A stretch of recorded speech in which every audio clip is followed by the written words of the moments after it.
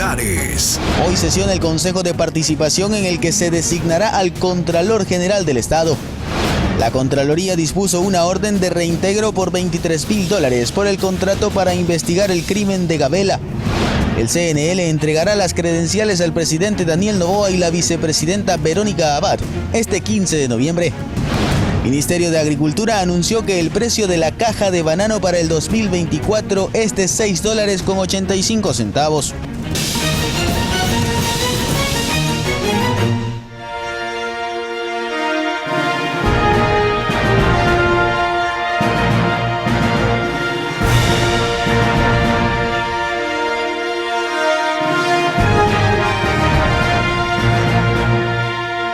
¿Qué tal, amigos televidentes de Ecuador y el mundo? Bienvenidos a esta primera emisión de Noticias Oromar. El presidente electo Daniel Noboa solicitó una acción urgente en la Fiscalía para que se investigue las declaraciones de Luisa González al acusarlo de realizar actos ilícitos. Pedro, buen día. Buen día. Por otra parte, el gabinete ministerial de Daniel Noboa continúa conformándose. Ayer se dio a conocer que Sarija Moya sería la nueva ministra de Economía y Finanzas. Aquí iniciamos. El Consorcio de Gobiernos Autónomos Provinciales del Ecuador le exigió al Gobierno Nacional que les cancele la deuda pendiente. Caso contrario, irán a movilizaciones. Que el gobierno les adeuda $563 millones es lo que aseguró el Consorcio de Gobiernos Autónomos Provinciales del Ecuador, o también denominado CONGOPE. Solicitamos que de manera inmediata se acredite las transferencias que corresponden a los meses de septiembre y octubre, que suman 129 millones. Solicitar tanto a AME como a CONAGOPARE estrechar relaciones para defender los intereses de todos los gobiernos locales. Nos preocupa muchísimo que el Ministerio de Finanzas esté haciendo un proceso de transición sin reconocer lo que se les adeuda a las juntas parroquiales, a los municipios y a las prefecturas.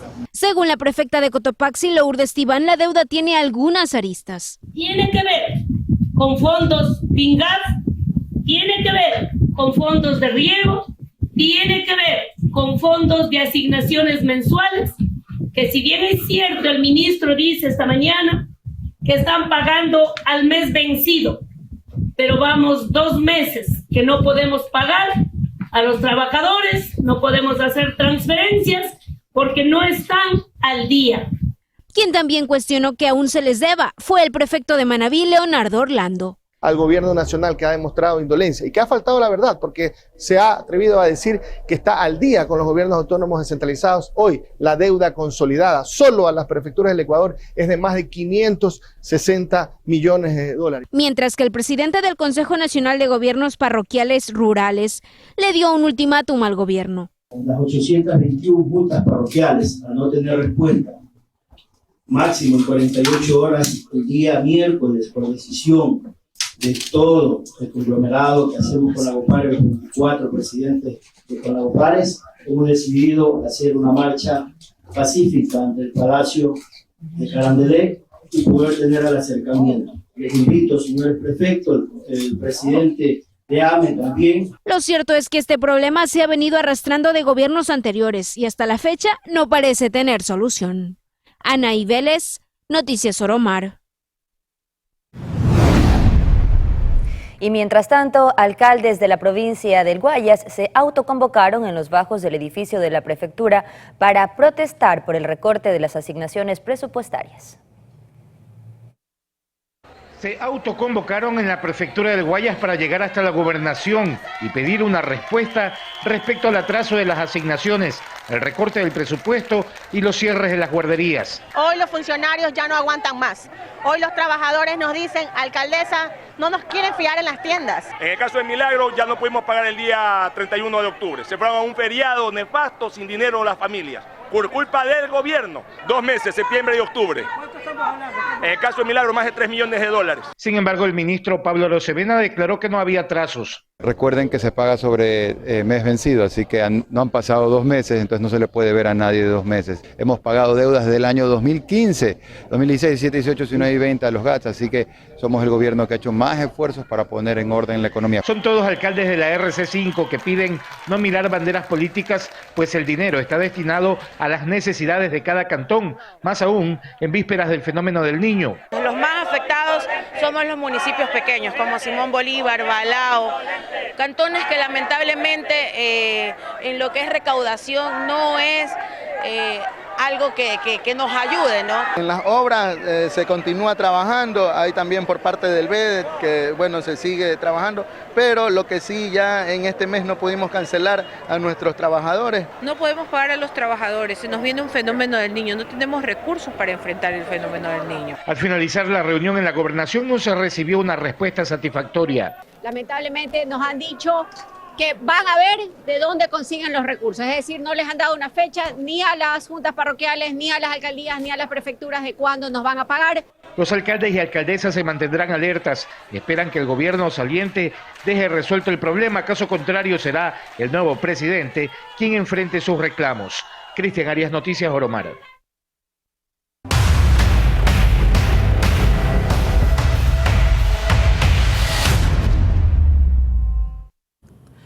El Consejo de Participación Ciudadana y Control Social prevé designar a la nueva autoridad titular de la Contraloría del Estado, que estará en funciones por los próximos 5 años. Recordemos que en marzo de 2017, el Consejo de Participación de ese entonces designó como Contralor a Carlos Poli Fayoni, quien renunció a su cargo en junio de 2017 y fue censurado por la Asamblea Nacional por su participación en el caso de corrupción Odebrecht, por el cual fue procesado. La sesión está prevista que se instale este 7 de noviembre de manera virtual debido a los apagones.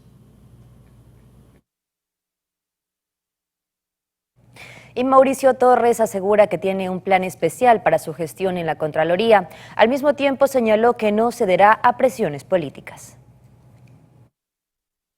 Luego del extenso proceso en que Mauricio Torres resultó electo como nuevo Contralor General del Estado y en el que de por medio existe una acción de protección en su contra, Torres ha manifestado que no ha recibido presiones políticas y aspira a que el recurso judicial no prospere para que su posesión se realice sin ningún inconveniente una vez que la Asamblea Nacional entre en funciones. Sin embargo, ha manifestado que preferiría dejar el cargo antes que ceder a las presiones políticas, pues sospecha que las acciones en su contra podrían venir de grupos políticos o personas que buscan desvanecer las glosas en la Contraloría, institución que por 6 años ha permanecido con autoridades subrogantes. En cuanto a su gestión, aseguró que el organismo tendrá un modelo de gobierno abierto, pues dice tener un plan para actuar de manera especial en las direcciones más sensibles. Tania Loor, Noticias Oromar.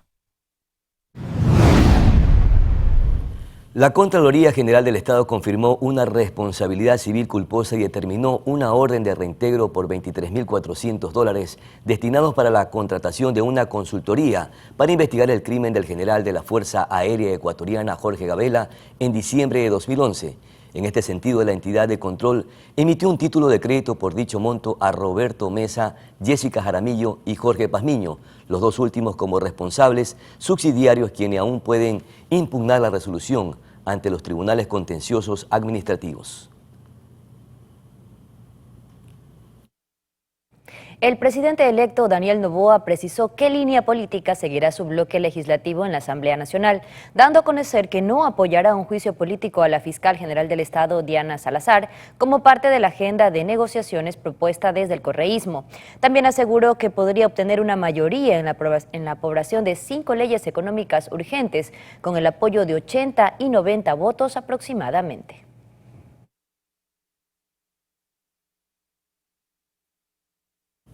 Y con relación a este tema se generó un cruce de mensajes entre el expresidente Rafael Correa y el líder social cristiano Henry Kronfle, lo que generó cuestionamientos sobre los pactos políticos de cara a la próxima legislatura. Con intercambios de tweets, el expresidente Rafael Correa y el asambleísta del Partido Social Cristiano, Henry Confle, discutieron acerca del posible pacto político entre la Revolución Ciudadana y el Social Cristiano. Esto con referencia al juicio político en contra de Diana Salazar y el debate de la posible alianza entre estos dos partidos políticos de cara a la nueva asamblea, cuya sesión de instalación está prevista para el próximo 20 de noviembre. Henry Confle, uno de los nombres más sonados para ser presidente de la Asamblea Nacional, escribió en su cuenta de X: "Nadie nos ha planteado y jamás hubiésemos aceptado destituir a la fiscal, ni interferir con la justicia. Lo hemos dicho y lo hemos publicado hace más de 2 años", mientras que Correa le replicó diciendo que estaba mintiendo y agregó que la bancada de la Revolución Ciudadana les planteó el juicio político a la fiscal y lo van a realizar. Por su parte, María Paula Romo, exministra de Gobierno y actual dirigente del movimiento Construye, indicó que no se cierra a posibles acuerdos políticos en la próxima Asamblea Nacional, donde el correísmo no entra en sus pactos políticos. Eso significa impunidad. Por eso Construye dijo: acuerdos sí, impunidad no.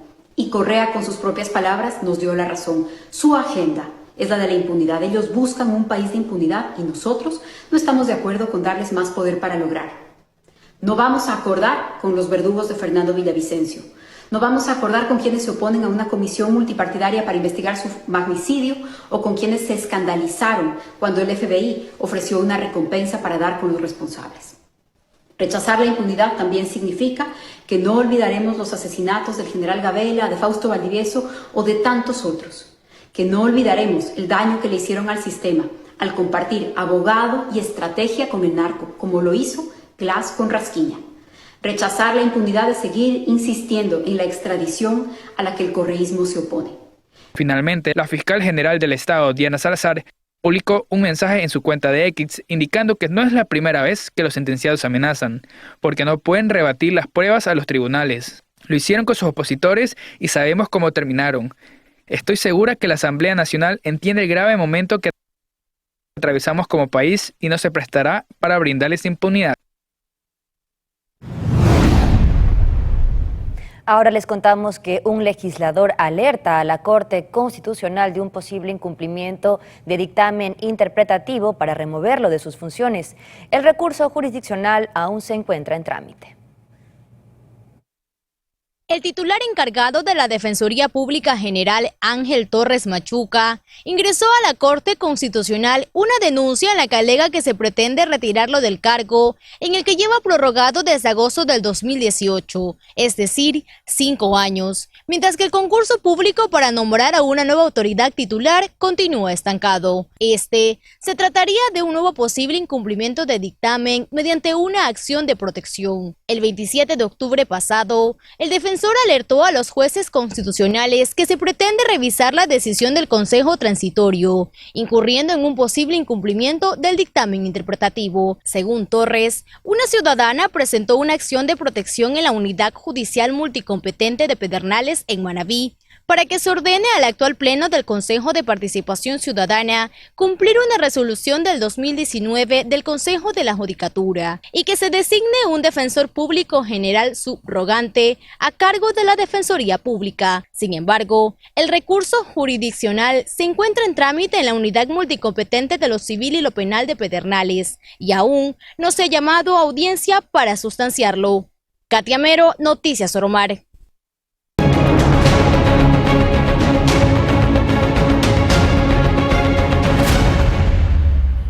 El presidente electo Daniel Noboa solicitó una acción urgente a la Fiscalía para que se realice una pericia informática sobre las declaraciones de Luisa González en un medio digital. En dicha solicitud señala que González lo acusa de presuntos actos ilícitos, por lo que procederá a presentar una denuncia.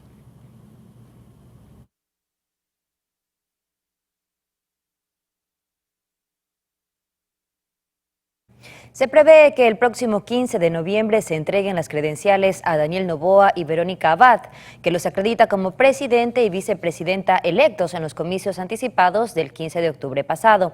Dicha resolución fue confirmada por el Consejo Nacional Electoral. La ceremonia se llevará a cabo en el Teatro Nacional Sucre, ubicado en el Centro Histórico de Quito.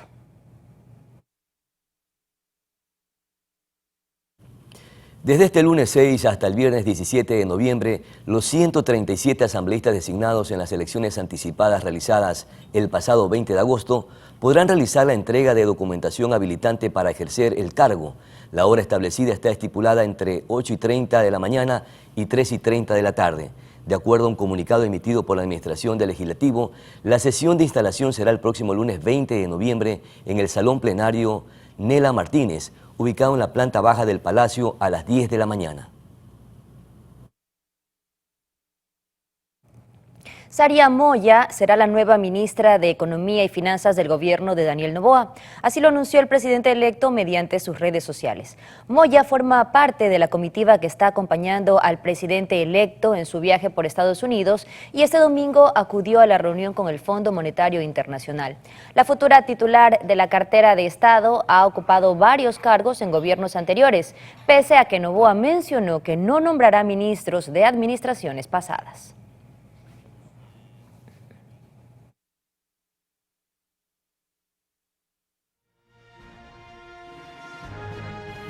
Pedro y amigos, es momento de una pausa comercial. Al volver estaremos hablando de, entre otros temas, el nuevo valor de la caja de banano para el año 2024. Y también estaremos conversando con Lucio Gutiérrez, expresidente del Ecuador y asambleísta electo, precisamente sobre los acuerdos. ¿Está o no dentro de las conversaciones el juicio político a la fiscal general de la Nación? Ya regresamos.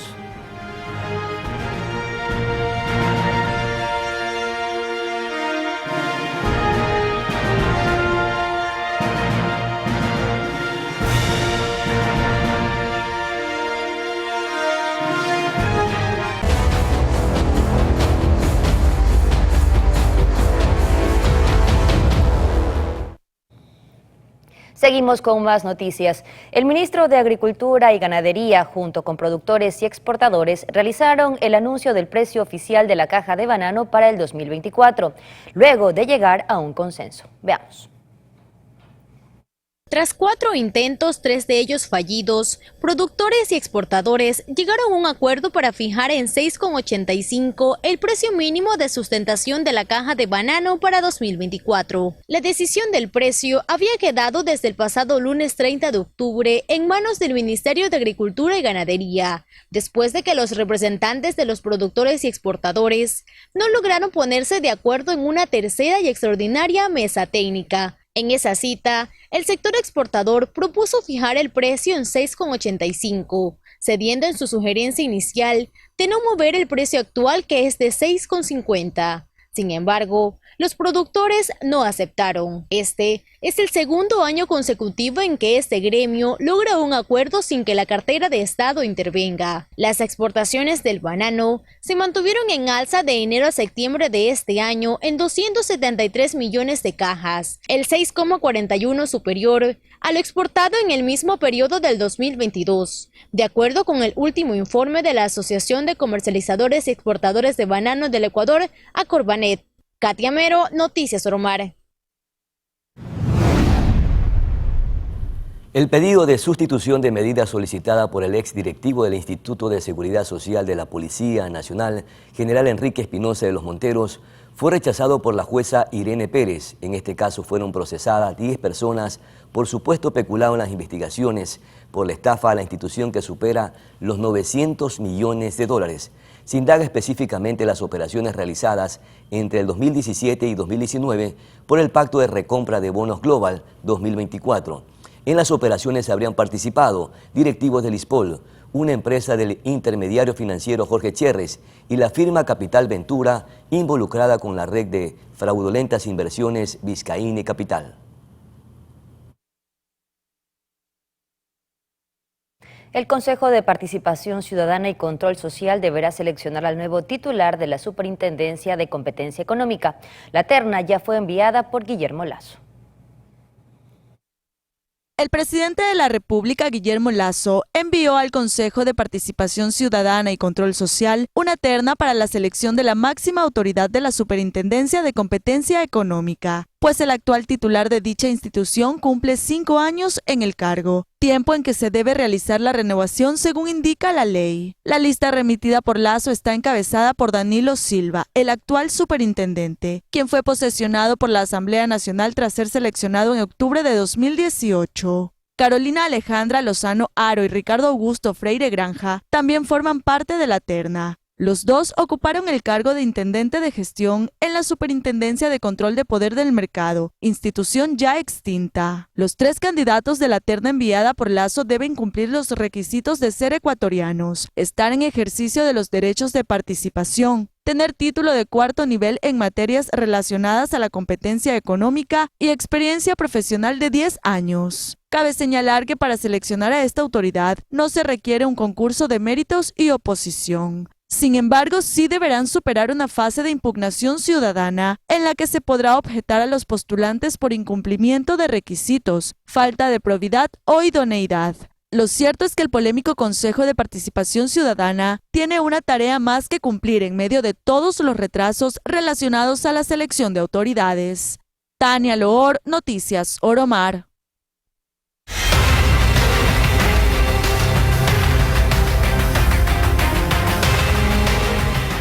Una balacera se reportó la tarde de ayer en la penitenciaría del Litoral en Guayaquil. Así lo informó el Servicio Nacional de Atención Integral a las Personas Adultas Privadas de la Libertad y Adolescentes Infractores SNAI. Según reportes preliminares, se trataría de enfrentamientos entre grupos de delincuencia organizada ubicadas en pabellones contrarios. Testigos compartieron en redes sociales videos grabados en las inmediaciones del Centro de Privación de Libertad, en donde se oyeron disparos y alarmas, mientras que la Agencia Metropolitana de Tránsito de Guayaquil dispuso el cierre vial por 1 hora a la altura del kilómetro 3,5 de la vía Daule sentido hacia la penitenciaría para facilitar el acceso de la fuerza pública al penal. El SNAI confirmó mediante un comunicado que los recientes hechos dejaron 2 personas privadas de la libertad heridas. Y un video viralizado en redes sociales muestra el instante en que una casa en Guayaquil fue baleada por presuntos sicarios. Un equipo de Noticias Oromar llegó hasta ese sector en Mapasinghe Este. Fueron los sistemas de videovigilancia los que registraron el instante en que un sujeto huye para no ser víctima de los pistoleros, que luego dispararon varias veces contra una vivienda de Mapasinghe Este. Según los vecinos, son grupos que se disputan el territorio para adueñarse de la venta de droga al menudeo. El viernes, martes, sábado. Más se fue de aquí, más que lo van a quebrar. ¿Cuántos llegaron? 8 manes, en un Vitara crema. Mira, que él sabía y algo. Mira, sale corriendo, le vienen los manes a matarlo. Mira, 2, 3, ¿Y cuál sería pues el motivo de que lo quieren eliminar? Porque ellos llevan y traen de arriba. Y ya saben quién son, yo los conozco. ¿Llevan y traen qué? O sea, información.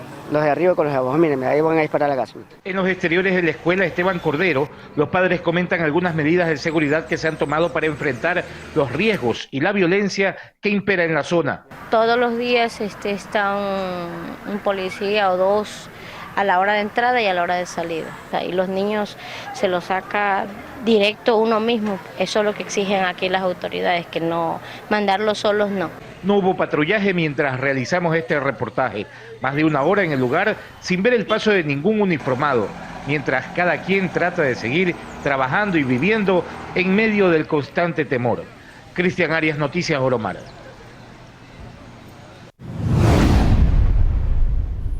Y mucha atención porque Durán triplica el número de muertes violentas en lo que va de 2023 y con ello se convierte en la ciudad más violenta del país, seguida de Guayaquil. Sí, me van a embalar. Viste, eso no es cohete. En Durán los días no son como antes. La zozobra se ha apoderado hasta del último rincón del cantón ferroviario y las cifras de criminalidad reflejan la grave realidad de Durán. Solo durante el último fin de semana se registraron 4 nuevos casos de sicariato. Las muertes se registraron en sectores como El Recreo, Oramas González y Cerro Redondo. Con esto, las cifras de muertes violentas en Durán ya superan las 300 en lo que va del año, pero la cantidad toma fuerza si se la compara con la de 2022, cuando a la fecha se registraban 112 crímenes, lo que representa un incremento del 170%. La situación de Durán se vuelve más compleja si se toma en cuenta la tasa de homicidios, la cual asciende a 97,7 por cada 100.000 habitantes. Esto convierte a Durán en el cantón más violento del país y en la lista de las ciudades más violentas del mundo, según organismos internacionales. Es tan complicada la situación de Durán que en más de una ocasión se le ha declarado en emergencia y las autoridades municipales no pueden trabajar de manera presencial como antes lo hacían, por el riesgo que implica movilizarse a esta dependencia. El asesinato del concejal Bolívar Vera en septiembre pasado, el asesinato de Miguel Santos Burgos, titular de la Dirección de Planeamiento, así como el atentado contra el mismo alcalde Luis Chonillo, dan cuenta de que Durán ya no es la misma y difícilmente lo volverá a hacer.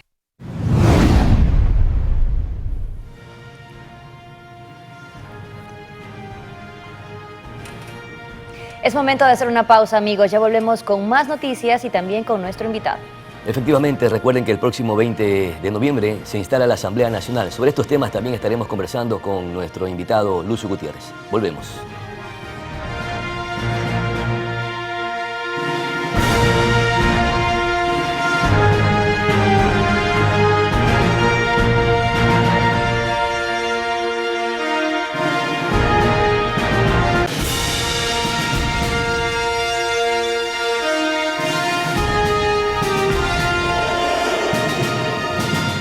Seguimos con más información. Un padre e hija fueron detenidos luego del robo de un vehículo con resultado de muerte de la víctima.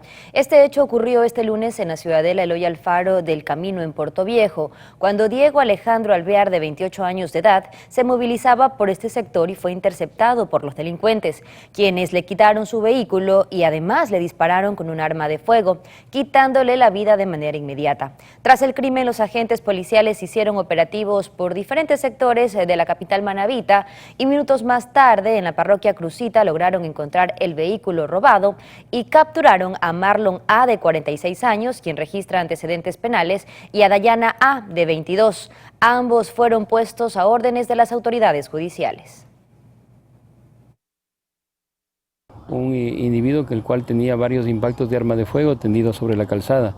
Al tomar contacto con los moradores y una persona que se encontraba como testigo del lugar, manifestó que justamente se habían trasladado al lugar a hacer una venta de un iPad por internet, razón por la cual les habían citado para realizar la compra justamente en este sitio, existiendo un forcejeo justamente en el lugar y producto del cual el conductor de la camioneta recibe un impacto o dos impactos de arma de fuego justamente a la altura del pecho. Luego de la verificación y la constatación del vehículo en el cual había sido sustraído, fueron alertadas todas las unidades del distrito Portoviejo y los distritos aledaños, organizándose el código 3, razón por la cual se les dio las características para que traten de localizar esta camioneta con varios ocupantes en su interior, siendo localizada justamente en el sector de la Gilces, en la Y que conduce al sector de los Arenales. Yo creo que esa es una situación que la ciudadanía tiene que tomar precaución, ya que justamente en este momento se están dando una serie de delitos direccionados de esta manera, que les interceptan por medio de las llamadas de internet. Un delincuente entró a robar en un restaurante ubicado en las calles 19 y Capitán Nájera, en Guayaquil. Los ciudadanos intentaron perseguirlos, pero no obtuvieron buenos resultados. El sujeto se movilizaba en una bicicleta y logró llevarse algunos objetos de valor de los presentes.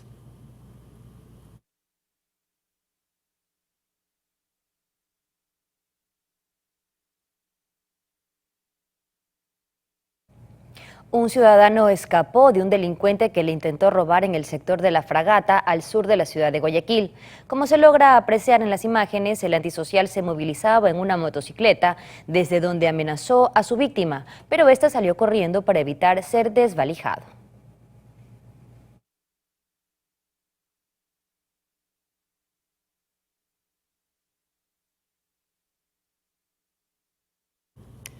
Y un delincuente fue golpeado por la ciudadanía luego de que le robara el celular a un menor de edad en el sector de la piscina de Fedeguayas, en Guayaquil. En las imágenes que nos ha facilitado la producción, se logra apreciar cuando los moradores de este sector empiezan a golpearlo y gritarle. Los habitantes aseguran estar cansados de estos hechos delictivos.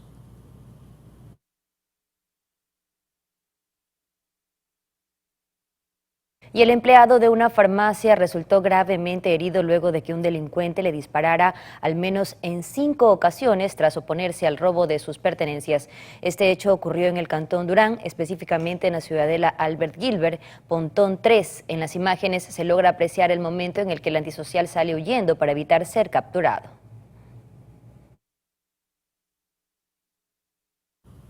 Y en un caso similar en Machala, provincia del Oro, un ciudadano fue disparado por delincuentes que le robaron sus pertenencias. Este hecho ocurrió en la ciudadela Alcides Pesantes. Al parecer, la víctima intentó poner resistencia, lo que enfureció al ladrón. Toda la acción quedó registrada en una cámara de seguridad.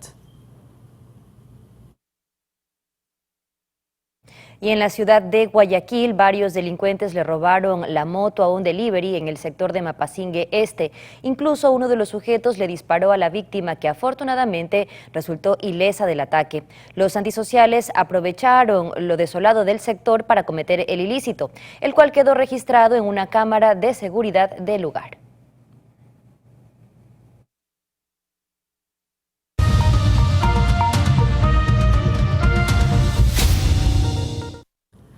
Ya nos acompaña el expresidente coronel Lucio Gutiérrez y asambleísta electo por Partido Sociedad Patriótica. Muchísimas gracias por atender esta conversación, coronel. En las conversaciones preliminares se evidenció a través de redes sociales una confrontación entre el asambleísta electo Henry Kronfle y el expresidente Lucio Gutiérrez. Esto devela que dentro de las conversaciones preliminares efectivamente se intentó negociar la impunidad y se retractó el Partido Social Cristiano. ¿Cómo mira usted este escenario y aún no se instala la Asamblea Nacional y ya tenemos estos shows mediáticos? Bueno, primero pues buenos días, muchísimas gracias por la oportunidad, un saludo a los amigos de Manabí, un agradecimiento profundo por el apoyo para que esté en la Asamblea Nacional y lo propio pues a todos los ecuatorianos que nos están mirando. A ver, el cruce de palabras fue entre el actual asambleísta Henry Kronfle y el expresidente Rafael Correa, cuando se anunció que estaban en un acuerdo y que habían prácticamente conformado una mayoría, y nos preguntaron, la respuesta siempre fue la misma, que es legítimo, que es democrático, que pueden conversar, que la asamblea justamente es para eso, y si se reparten las funciones de la asamblea, bueno, pues alguien tiene que dirigir la Asamblea Nacional, y si ellos tienen los votos, nosotros no podíamos hacer nada. Lo que sí mencionábamos que sería totalmente criticable y nos opondríamos si esa mayoría no solamente era para nombrar autoridades, sino para tomarse por asalto la Fiscalía, la Contraloría, el Consejo Nacional Electoral, el Tribunal Contencioso Electoral, que por supuesto, si es que esa sería la intención, como se rumoraba, entonces pues ahí nosotros nos enfrentaríamos para oponernos de manera tenaz a esa pretensión. Ahora vemos que esa alianza de la cual se habló en días anteriores, parecería que se está rompiendo, que se está disgregando, y también pues es una decisión igualmente democrática la del expresidente Rafael Correa en criticar, porque si llegaron a un acuerdo y después dicen que ese no fue el acuerdo, entonces pues creo que en esa situación el expresidente Rafael Correa tiene toda la razón para decirles, miren, el acuerdo fue para enjuiciar y para destituir a la fiscal. ¿Y quién quedaría como mentiroso, coronel Gutiérrez? ¿El expresidente Rafael Correa o el asambleísta Henry Kronfle? ¿Lograron o no ese acercamiento para negociar la impunidad? Usted estuvo de cerca con el Partido Social Cristiano, puesto que usted llega a la Asamblea Nacional a través de una alianza con esta agrupación política. ¿Conoce de cerca lo que pasó? A ver, ahí permítame hacer una puntualización y una corrección total. El acuerdo fue para apoyar al candidato a la presidencia de la República, pero de ahí hacia abajo fuimos separados. No hemos llegado a ningún acuerdo ni a ninguna alianza con el Partido Social Cristiano. Yo encabecé la lista de asambleístas de Sociedad Patriótica totalmente independiente y Henry Kronfle me parece que encabezó la lista del Partido Social Cristiano a la Asamblea Nacional. Así que no tenemos absolutamente nada que ver con los social cristianos en este tema de la Asamblea. Eso no quiere decir que en algún momento no vayamos a conversar para aprobar leyes que vayan en beneficio del pueblo. ¿Y cuál sería la postura del Partido Sociedad Patriótica, ya anunciando el presidente Daniel Noboa que no apoyará el juicio político a la fiscal general de la Nación? ¿Ustedes también adoptarán esa misma postura? Bueno, nosotros hemos justamente adoptado esa posición y por eso decíamos que por un lado estaba bien la posibilidad de que se arme esa mayoría, pero por otro lado era totalmente antidemocrático que esa mayoría sea con la finalidad de tomarse las instituciones del Estado, especialmente la Fiscalía, el Consejo Nacional Electoral y el Tribunal Contencioso Electoral. Porque ¿para qué se toman esas instituciones? Para que venga la impunidad, para que los juicios que tienen por haber usurpado dineros públicos se desvanezcan, y el Consejo Nacional Electoral para seguir ganando las elecciones con fraude electoral. Entonces, para eso no es la democracia, para eso no es la Asamblea. Por eso es que la Asamblea salió totalmente repudiada por la mayoría del pueblo ecuatoriano. Y nosotros queremos cambiar la imagen. Nosotros queremos ir a la Asamblea Nacional para ayudarle al presidente de la República a gobernar.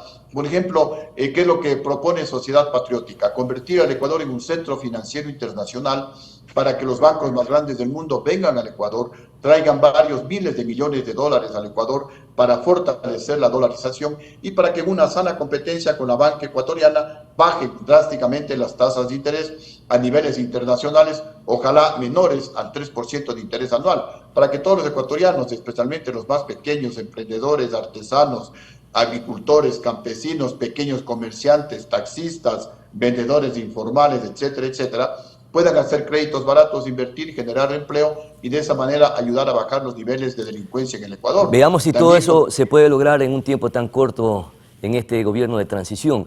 Pero en todo caso, el expresidente Rafael Correa ha anunciado que efectivamente ellos tienen la pretensión de llamar a juicio político a la fiscal general de la Nación y se necesita una mayoría absoluta de 92 votos. ¿Ustedes creen que esta agrupación, que es la primera fuerza política, podría lograr este propósito, y considerando también que habría que elegir o designar a las autoridades de la Asamblea Nacional, entre ellos el presidente y también a quien va a estar al frente del CAL? A ver, en principio no hay que tenerle miedo a un juicio, así sea juicio político. Y les dice un expresidente que luego de haber sido derrocado por los generales traidores comprados por la bancocracia ecuatoriana en el año 2005, y luego de tener 94 denuncias, y estando el gobierno golpista del vicepresidente Alfredo Palacio, y estando los generales golpistas en el poder, y los jueces y fiscales que me dictaron orden de prisión, yo renuncié a 3 asilos políticos y vine voluntariamente al penal García Moreno a decir: aquí estoy, a defenderme estando preso, ecuatorianos. Entonces no hay que temerle a un juicio. Entonces, coronel, le interrumpo allí, coronel. Entonces, ¿usted está de acuerdo con el expresidente Rafael Correa de llamar a juicio político a la fiscal?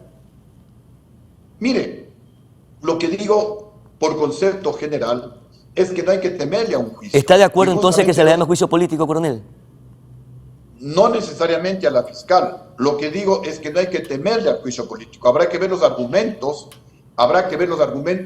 y si es que hay que llamar la atención a algún funcionario público, por ejemplo, en el caso de la Fiscalía se menciona que se han demorado mucho casos como Pandora Papers, en el que estaría involucrado Guillermo Lasso, el INA Papers, en el que estaría involucrado el expresidente Lenín Moreno, casos como el Gran Padrino o el León de Troya, en los que estarían involucrados familiares y gente del gobierno de Guillermo Lasso.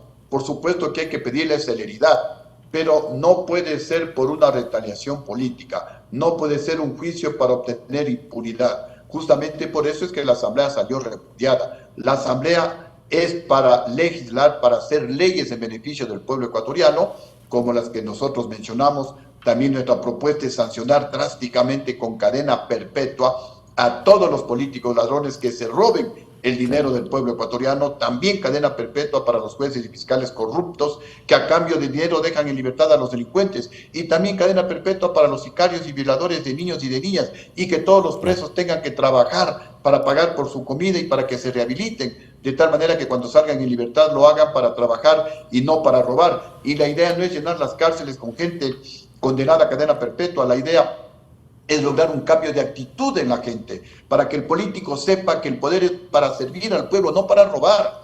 Y si roba tendrá que devolver la plata o se quedará eternamente en Coronel, la cárcel. permítame nuevamente traerlo al escenario político.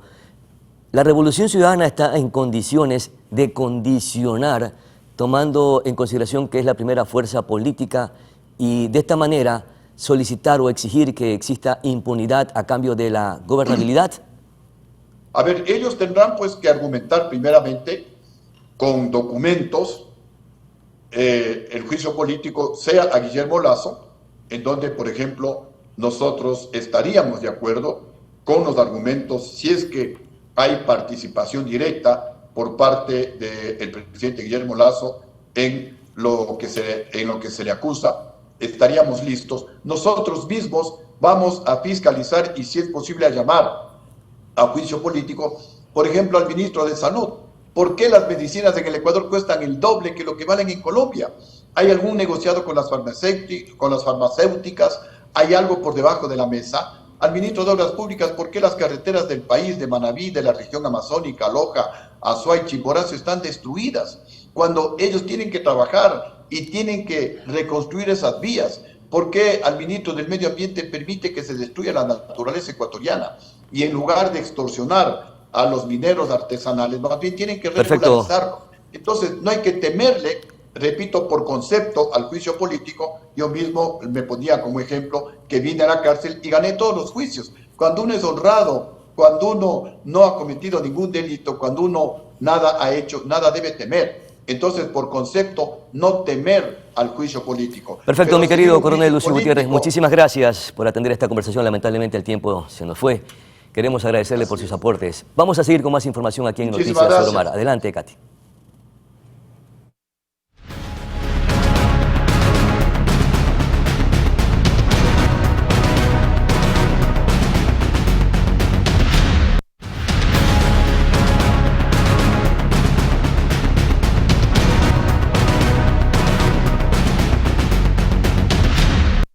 Amigos televidentes, revisamos información de última hora. Un hombre de 30 años de edad habría sido asesinado el día de hoy en el barrio San Pedro de Manta, en Manabí. El hombre responde a los nombres de Luis Gustavo Huerta Cedeño, como lo habíamos anunciado, de aproximadamente 30 años de edad. El hecho ocurrió mientras él conducía por este sector de Manta. La policía se encuentra en el lugar realizando todas las pericias para determinar las causas del hecho.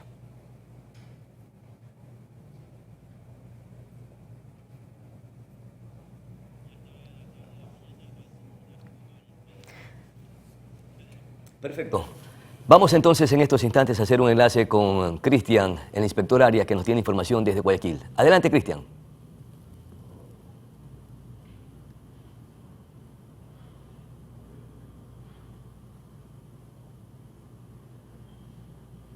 Hacemos el contacto pertinente con Cristian Arias desde Guayaquil. Ahí tenemos la información.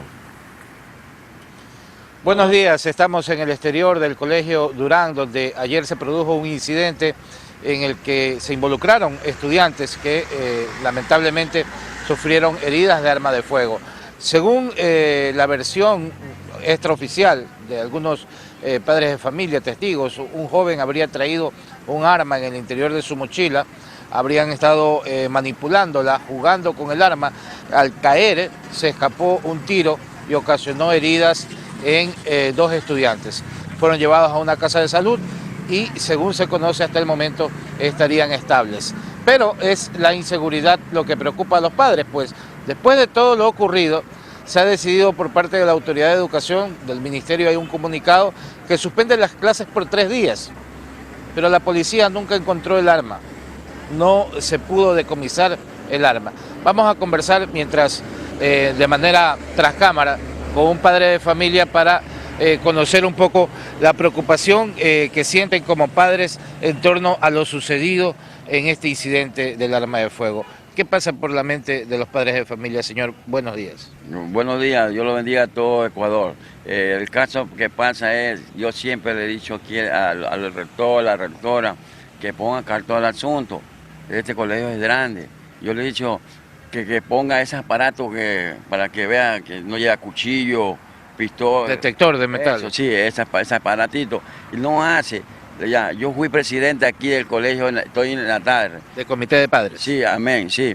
Y más eso, yo salí de mi trabajo 1 hora, 2 horas y siempre he venido a controlar a los muchachos. A veces la droga la pasa al otro, yo siempre he visto aquí. Y yo siempre le he dicho a la directora que controle. Ahorita los padres. Hay que mejorar los controles. Así es, con Cristian, que yo le bendiga todo. Y que los estudiantes que sigan para adelante, que no sigan para atrás. Bien, es la preocupación de los padres de familia, mejorar los controles, nos ha dicho el señor, el problema de que la policía esté presente a la hora de entrada, a la hora de salida, que los estudiantes no ingresen sin que nadie revise la mochila, es un pedido también de los padres de familia para mejorar las condiciones de seguridad. Compañeros, continuamos con ustedes en estudio. Adelante, buenos días. Muchísimas gracias, Cristian, por esa importante información. Nosotros ya estamos llegando a la parte final. Katy. Así es, Pedro. Amigos televidentes, gracias por su fiel sintonía, por acompañarnos cada mañana. Será hasta el día miércoles con más información, Pedro. Felicidades, buenos días.